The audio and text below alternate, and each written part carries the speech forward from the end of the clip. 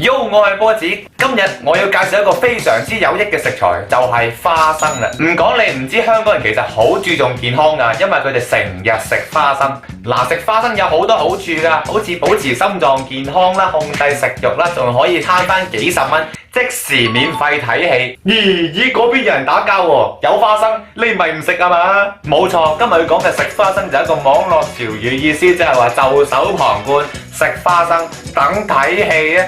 睇到呢度嘅你，仲唔快攞包花生？嗱，我俾3秒你啊，3、2、1。第一種就係傳統型嘅花生油啊，通常呢種花生油都係冇惡意嘅，但係同時都冇善意喎。佢哋對待身邊每一件事就好似茶餘飯後嘅消化活動咁樣，靜觀其變。見到有人打交，咦係喎，嗰邊有人打交喎。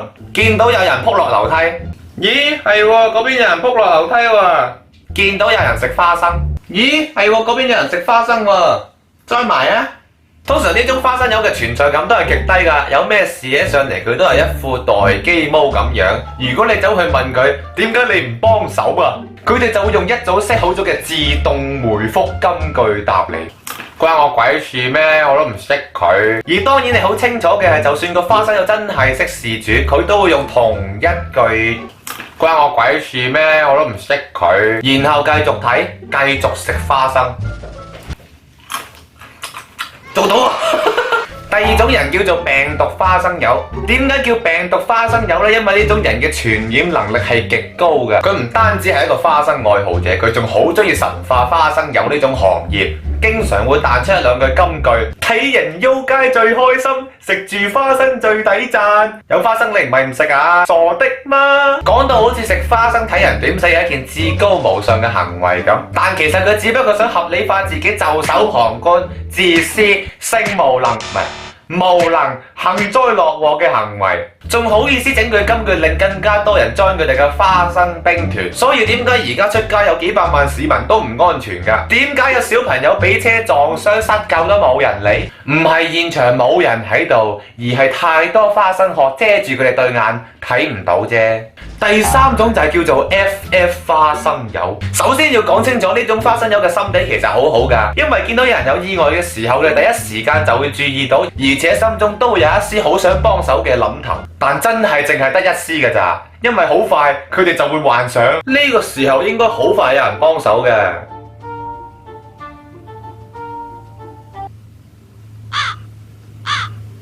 等多陣添啦，就有人幫手㗎啦。哎呀，大鑊啦！出事啦，睇嚟要 call 白車啦。咦，等陣先，隔離個阿生佢拎嘅電話喎，佢應該係諗住 call 白車嘅。咁既然佢 call 白車，咁我就唔使啦。咁有人 call 白車，唔使我啦，我就走先啦。而隔離個阿生其實係做緊，喂阿強，有人俾人圍毆打到成身血喎。咩啊 ？call 白車未？未啊！我見啱啱個阿生行咗去，佢應該去緊 call 白車啩。咁有人 call 白車。咁我唔 call 啦，係咪先？係啦，轉頭食飯見，拜拜。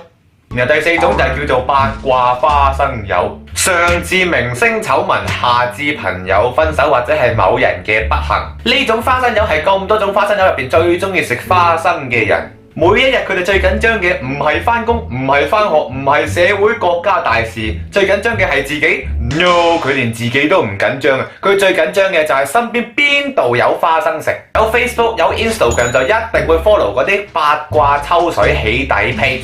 日日一隻手就揸住部手機起勢咁樣碌，一隻手就揸住啲明星雜誌咁樣起勢咁樣掀下掀。總之有八卦新聞佢就聽緊，有人喐街佢就笑到嗨嗨。最後第5種亦都係我最討厭嘅一種，就係叫做公審花生油。如果好聽一啲，大家可以叫佢做精靈訓練員。點解？因為有啲嘢發生咗，無論係大大小小，包括阿婆講粗口、巴士阿叔未解決、中學生日頭喺公園玩耍，佢哋都要馬上拎部手機出嚟修復咗先。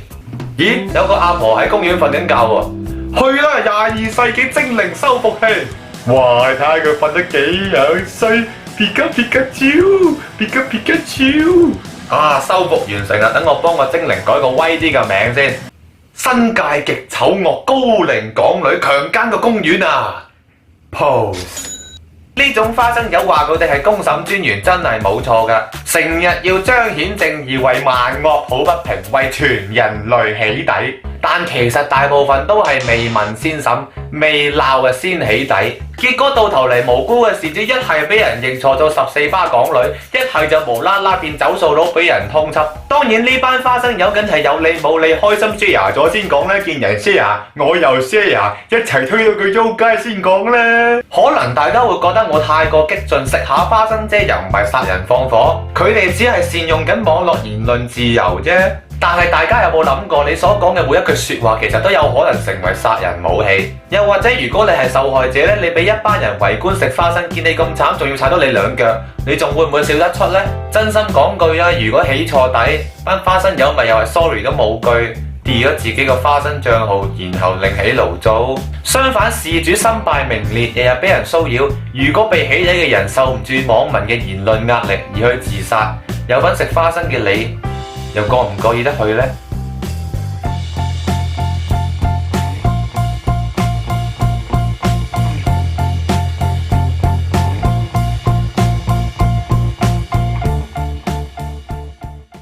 唔使諗都知佢呃你啦。呢個係咩嚟㗎？